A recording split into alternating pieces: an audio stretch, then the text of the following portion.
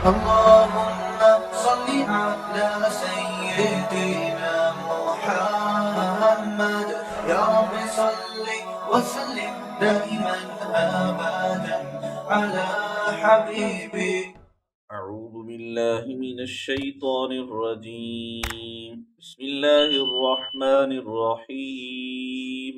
هنالك دعا زكريا ربه قال رب هب لي من لدنك ذرية طيبة إنك سميع الدعاء. فنادته الملائكة وهو قائم يصلي في المحراب أن الله يبشرك بيحيى مصدقا بكلمة من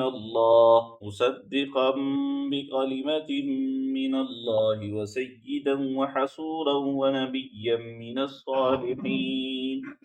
قال رب أنى يكون لي غلام وقد بلغني الكبر وامرأتي عاقر. قال كذلك الله يفعل ما يشاء.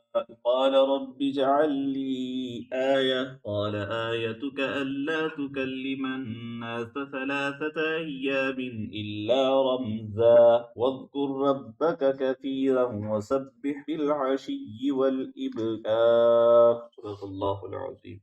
حضرت مریم علیہ السلام کا تذکرہ چل رہا ہے. ان کی کفالت کی ذمہ داری ان کے خالو حضرت زکریا علیہ السلام نے لے لی تھی، اور اس بات کا تذکرہ ہو گیا کہ حضرت زکریا علیہ السلام نے ان کے لیے عبادت کی خاص جگہ مقرر کی ہوئی تھی. حضرت زکریا علیہ السلام جب ان کے پاس تشریف لے کر جاتے تو دیکھتے کہ حضرت مریم علیہ السلام کے پاس بے موسمی پھل ہیں. تو حضرت زکریا علیہ السلام پوچھتے ہیں، تعجب کرتے ہیں، انا لکی ھذا، اے مریم یہ پھل تیرے پاس کہاں سے پہنچے ہیں؟ تو اس پر حضرت مریم علیہ السلام جواب دیتی ہیں، ہوا من عند اللہ، کہ یہ مجھے خاص اللہ جل شانہ امن والہ کی طرف سے پہنچتے ہیں. حضرت زکریا علیہ السلام نے جب دیکھا کہ اللہ جل جلالہ امن والہ حضرت مریم علیہ السلام کو بے موسمی پھل عطا فرما رہے ہیں، تو حضرت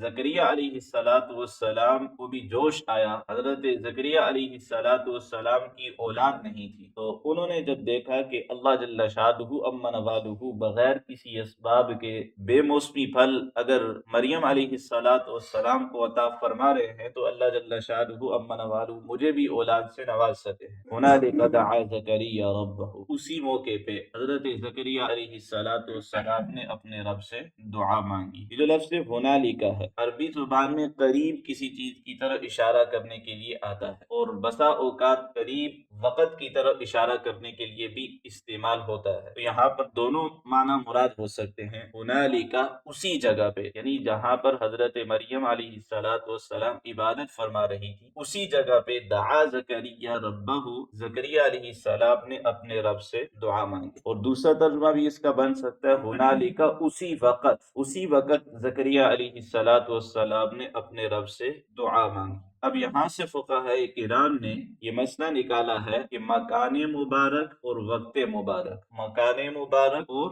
مبارک میں دعا قبول ہوتی ہے. مکان مبارک جیسے مسجد، یہ مبارک جگہ ہے، تو یہاں پر آ کر کوئی اللہ جل شانہ امن والہ سے اپنی حاجت مانگتا ہے تو اللہ تعالیٰ اس کی دعاؤں کو قبول فرماتے ہیں. اسی طریقے سے بیت اللہ میں جا کر کے جو دعائیں مانگتا ہے تو اللہ جل شانہ امن والہ اس کی دعاؤں کو قبول فرماتے ہیں. اسی طریقے سے عرفات کے میدان میں جو دعائیں مانگی جاتی ہیں اللہ جل شانہ اس کو قبول فرماتا ہے. اسی طریقے سے منع کے اندر دعائیں مانگی جاتی ہیں، وہاں اللہ جل شانہ امن والہ دعائیں قبول فرماتا ہے. یعنی ہر وہ جگہ جو مبارک ہو، پاکیزہ جگہ ہو، وہاں اللہ جل شانہ امن والہ دعائیں قبول فرماتے ہیں. اور دوسرا وقت مبارک کے اندر، برکت والے اوقات کے اندر، سحری کے اوقات کے اندر دعائیں مانگنا. اسی طرح بتایا گیا ہے ما بین الاذان والاقامہ، اذان اور اقامت کے درمیان کا جو وقت ہوتا ہے یہ بھی قبولیت دعا کا وقت ہوتا ہے. اس وقت میں اللہ جل شانہ امن والہ سے اپنے لیے مانگنا. اسی طرح عند نزول المطر، جب بارش ہو رہی ہو تو یہ بھی قبولیت دعا کا وقت ہوتا ہے. اس وقت اللہ جل شانہ امن والہ سے دعا مانگنا. روزہ دار جس وقت روزہ افطار کرتا ہے وہ قبولیت دعا کا وقت ہوتا ہے، اس وقت اللہ جل شانہ اما نوالہ سے دعا مانگ. تو بہرحال وقت مبارک اور مکان مبارک میں دعائیں قبول ہوتی ہیں. تو ہنالک دعا زکریا ربہ، حضرت زکریا علیہ السلام نے بھی اس جگہ کو مبارک جانا، تو حضرت زکریا علیہ السلام نے اپنے رب سے دعا کی. اس دعا کا مضمون آگے بتایا جا رہا ہے. قال، حضرت زکریا علیہ السلام نے یوں دعا مانگی، ربی، اے میرے رب، حب لی من لدن کا، آپ مجھے عطا کر دیجئے، من لدن کا، اپنے پاس سے، ذریتا طیبتا، پاکیزہ اولاد. من لدن کا میں اس بات کی طرف اشارہ ہے کہ جو دعا مانگنے والا تھا تو اس کی نظر عالم اسباب میں بھی مسبب الاسباب پر تھی. یہ دنیا دار الاسباب ہے، یعنی جہاں پر جو کچھ بھی ہو رہا ہے اس کے پیچھے کوئی نہ کوئی سبب اور ذریعہ انسان کو نظر آتا ہے، لیکن ایک ایمان والے کا یقین مسبب الاسباب اللہ جل شانہ اما نوالہ پر ہونا چاہیے، جو ان اسباب کو پیدا کر رہا ہے. یعنی یہ اسباب جو ہے یہ انسان کی نظر کے لیے دھوکہ ہے، تو انسان کی نظر اسباب کے اوپر نہیں ہونی چاہیے بلکہ انسان کی نظر مسبب الاسباب پر ہونا چاہیے. اب من لدن کا، مجھے خاص اپنے پاس سے عطا فرمائیے، یعنی میں اپنی نظر کسی سبب کے اوپر نہیں رکھ رہا ہوں، میں آپ جو مسبب الاسباب ہیں، اسباب کو پیدا کرنے والے ہیں، اس پر اپنی نظر رکھ رہا ہوں، آپ اپنے پاس سے مجھے عطا فرمائیے. اور اس میں ان لوگوں کے لیے بھی تردید ہے جو محض مادی اور ظاہری اسباب پر نظر کیے رکھتے ہیں، یعنی تمام واقعات کو، تمام حالات کو وہ مادی اور ظاہری اسباب کے ساتھ جوڑتے ہیں. حالانکہ اللہ جل جلالہ اما نوالہ بسا اوقات بہت سے ایسی چیزیں ہوتی ہیں جو بغیر اسباب کے اللہ جل شانہ کر دیتے ہیں. تو من لدن کا میں اس بات کی طرف اشارہ کہ ایک ایمان والے کی نظر مسبب الاسباب پر ہونی چاہیے. تو مانگا کیا؟ ذریتا طیبہ، مجھے پاکیزہ اولاد عطا فرما دیجیے. تو اولاد کا سوال کرنا یہ انبیاء علیہم الصلوات و تسلیمات اور اسی طرح صدیقین کی سنت ہے. حضرت ابراہیم علیہ السلام نے بھی اللہ جل شانہ اما نوالہ سے دعا مانگی، وجعل لی لسان صدق فی الاخرین، اے اللہ آپ بعد میں آنے والوں کے لیے میرے لیے سچا تذکرہ مقرر فرما دیجئے، یعنی میری نسل میں اضافہ ہو اور وہ لوگ میرے بعد جو آئیں وہ میرا ذکر خیر کریں. تو حضرت ابراہیم علیہ السلام نے بھی اللہ جل شانہ اما نوالہ سے اپنے لیے اولاد کا سوال کیا ہے. اسی طرح جو اللہ کے خاص بندے ہوتے ہیں ان کی دعاؤں کا تذکرہ اللہ جل شانہ اما نوالہ نے کیا ہے. ان دعاؤں کے اندر ایک دعا یہ بھی ہے، ربنا هب لنا من ازواجنا وذریاتنا قرۃ اعین واجعلنا للمتقین اماما، اے ہمارے رب ہماری بیویوں کو اور ہماری اولاد کو ہماری آنکھوں کی ٹھنڈک بنا دیجیے اور ہمیں لوگوں کا متقی پیشوا اور امام بنا دیجیے. تو اولاد کا سوال کرنا یہ انبیاء علیہم الصلوات و تسلیمات کی سنت ہے. حضرت عثمان ابن مظعون رضی اللہ تعالی عنہ رسول اکرم صلی اللہ علیہ وسلم سے تبتل کی اجازت چاہی. تبتل کا مطلب یعنی دنیا سے بالکل علیحدگی اختیار کر لینا اور جنسی اور معاشی اور سماجی تعلقات قائم نہ کرنا. تو رسول اکرم صلی اللہ علیہ وسلم نے ان کو منع فرما دیا. صحابہ کرام رضوان اللہ تعالی علیہ اجمعین نے فرمایا کہ اگر رسول اکرم صلی اللہ علیہ وسلم ان کو اجازت دے دیتے تو ہم خسی ہو جاتے، یعنی ہم عورتوں کی طرف جانے کبھی نہ جاتے. لیکن رسول اکرم صلی اللہ علیہ وسلم نے اجازت نہیں دی، بلکہ رسول اکرم صلی اللہ علیہ وسلم نے ارشاد فرمایا النکاح من سنتی، نکاح میری سنت ہے، اور فمن رغب عن سنتی فلیس منی، جو میری سنت سے اعراض کرے گا اس کا میرے ساتھ کوئی تعلق نہیں. اور رسول اکرم صلی اللہ علیہ وسلم نے ارشاد فرمایا تزوجوا الولود الودود، تم بہت زیادہ بچے جننے والی اور بہت زیادہ محبت کرنے والی کے ساتھ نکاح کرو، فانی مکافر بکم الامم، کل قیامت کے دن میں تمہاری وجہ سے باقی امتوں کے اوپر فخر کروں گا کہ میری امت کی تعداد زیادہ ہے. تو بہرحال اولاد کا سوال کرنا یہ انبیاء علیہم الصلوات و تسلیمات کی سنت ہے، لیکن ساتھ ہی ارشاد فرمایا طیباتن، پاکیزہ اولاد چاہیے. انبیاء علیہم الصلوات و تسلیمات کی نظر زیادہ اللہ جل جلالہ اما نوالہ اور آخرت کے اوپر ہوتی ہے. انبیاء علیہم الصلوات و تسلیمات کی نظر جسمانی فضائل سے زیادہ روحانی فضائل کے اوپر، روحانی اخلاق کے اوپر انبیاء علیہم الصلوات و تسلیمات کی نظر ہوتی ہے. تو اس وجہ سے صرف اولاد کا سوال نہیں کیا بلکہ طیبۃ، پاکیزہ اولاد عطا فرما دیجیے، انک سمیع الدعاء، بے شک آپ دعاؤں کو سننے والے ہیں۔ فنادتہ الملائکۃ، اب یہاں سے حضرت زکریا علیہ السلام کی اس دعا کی قبولیت کا تذکرہ ہے کہ اللہ جل شانہ عم نوالہ نے حضرت زکریا علیہ السلام کی دعا کو کیسے قبول فرمایا۔ فنادتہ الملائکۃ، فرشتوں نے حضرت زکریا علیہ السلام کو پکارا۔ مفسرین فرماتے ہیں کہ یہاں پر الملائکۃ سے مراد حضرت جبرائیل علیہ السلام ہے۔ تو جبرائیل تو ایک ہیں اور الملائکۃ یہ تو لفظ جمع ہے، تو اس کی وجہ مفسرین یہ بتاتے ہیں کہ جب ایک بندہ سب کی طرف سے بات کر رہا ہو تو وہ سب کی بات شمار ہوتی ہے۔ تو جبرائیل علیہ السلام جو بات کر رہے تھے تو گویا کہ وہ سب فرشتوں کی طرف سے نمائندہ بن کر کے بات کر رہے تھے، اس وجہ سے سب کی طرف اشارہ فرما دیا۔ اسی وجہ سے حدیث پاک میں جو آتا ہے کہ من لم یقرأ الفاتحہ لا صلاۃ لمن لم یقرأ الفاتحہ، کہ جو سورۃ الفاتحہ نہیں پڑھتا اس کی نماز نہیں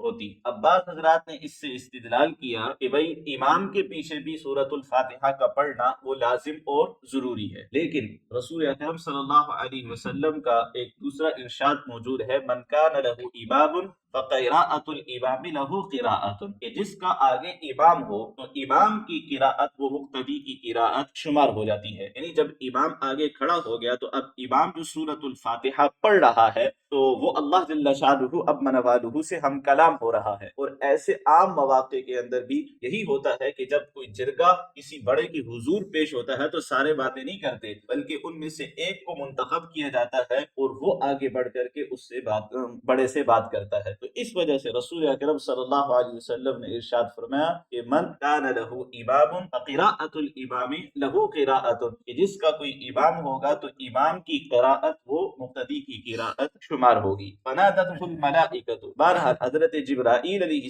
السلام نے جب سب فرشتوں کی طرف سے بات کی تو اللہ جل شانہ عم نوالہ نے نسبت صرف جبرائیل کی طرف نہیں کی، سب فرشتوں کی طرف نسبت کی۔ فنادتہ الملائکۃ، فرشتوں نے ان کو پکارا، وہو قائم یصلی فی المحراب، اس حال میں کہ وہ عبادت خانے کے اندر کھڑے ہو کر نماز پڑھ رہے تھے۔ تو بھائی قبولیت دعا کے ساتھ نیک اعمال کو بڑا دخل ہے، یعنی جہاں پر بھی اللہ جل شانہ عم نوالہ نے کسی کی دعا کی قبولیت کا تذکرہ فرمایا تو اللہ جل شانہ عم نوالہ نے وہاں ان کے نیک اعمال کا تذکرہ فرمایا۔ 17ویں پارے کے اندر اللہ جل شانہ عم نوالہ نے انبیاء علیہم الصلوات والتسلیمات کی مختلف دعاؤں کا تذکرہ فرمایا کہ حضرت ایوب علیہ السلام نے اللہ جل شانہ سے یوں مانگا، رب انی مسنی الضر وانت ارحم الراحمین۔ اسی طرح حضرت یونس علیہ السلام نے یوں مانگا، لا الہ الا انت سبحانک انی کنت من الظالمین۔ اسی طرح حضرت زکریا علیہ السلام نے اللہ جل شانہ عم نوالہ سے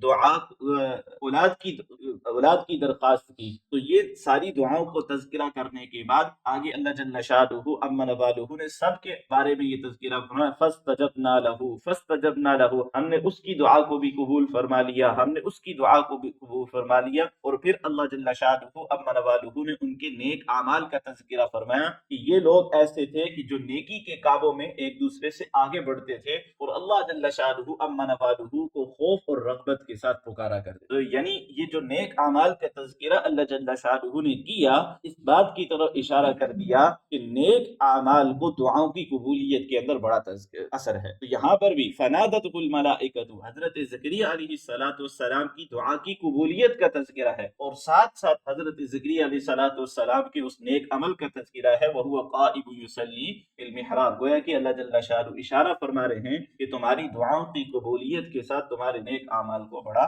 دخل ہے۔ ان اللہ یبشرک، اب وہ آواز کیا تھی، وہ پکار کیا تھی؟ وہ پکار یہ تھی کہ ان اللہ یبشرک، کہ اللہ تعالیٰ آپ کو خوشخبری دیتے ہیں، بیحییٰ، یحییٰ کی، مصدقا بکلمۃ من اللہ وسیدا وحصورا ونبیا من الصالحین، وہ ایسا بیٹا ہوگا جس کے اللہ جل شانہ عم نوالہ نے 5 اوصاف بیان کیے ہیں۔ پہلا وصف، مصدقا بکلمۃ من اللہ، وہ اللہ کے کلمے کی تصدیق تصدیق کرنے والا ہوگا۔ یہاں پر اکثر مفسرین فرماتے ہیں کہ اس کلمہ سے مراد حضرت عیسیٰ علیہ السلام ہے، اور حضرت عیسیٰ علیہ السلام کو کلمہ کیوں کہا جاتا ہے اس کا تذکرہ بارہا گزر چکا کہ چونکہ حضرت عیسیٰ علیہ السلام کی جو پیدائش ہوئی تھی وہ ظاہری اسباب سے ہٹ کر محض اللہ جل شانہ امن والہ کے لفظ کن سے ہوئی تھی، تو اس وجہ سے حضرت عیسیٰ علیہ السلام کو کلمہ کہا جاتا ہے۔ حضرت یحییٰ علیہ السلام بعض روایات کے اندر آتا ہے کہ حضرت عیسیٰ علیہ السلام سے 3 سال بڑے تھے، اور بعض روایات کے اندر آتا ہے کہ 6 ماہ بڑے تھے۔ تو حضرت عیسیٰ علیہ السلام نے آ کر پہلے ہی حضرت یحییٰ علیہ السلام نے پہلے ہی آ کر حضرت عیسیٰ علیہ السلام کی خوشخبری سنا دی تھی، مصدقا بکلمۃ من اللہ، کہ وہ اللہ کے اس کلمے کی تصدیق کرنے والے ہوں گے، وسیدا، اور وہ سردار ہوں گے، یعنی علم، زہد، تقوی اور تمام صفات میں سب سے بڑے ہوئے ہوں گے، وحصورا، اور اپنے نفس کو بہت زیادہ روکنے والے ہوں گے۔ مفسرین فرماتے ہیں کہ حصور اس شخص کو کہا جاتا ہے جو قادر ہونے کے باوجود اپنے آپ کو عورتوں سے روک کر کے رکھے، اس کو حصوراً کہا جاتا ہے، اور یہ صرف حضرت یحییٰ علیہ السلام کی خصوصیت تھی، ورنہ جتنے بھی انبیاء علیہم الصلوات و تسلیمات آئے ہیں سب نے نکاح کیے ہیں، سب نے شادیاں کی ہیں۔ قرآن کریم کے اندر اللہ جل شانہ عما نوالہ اس چیز کا تذکرہ فرماتے ہیں،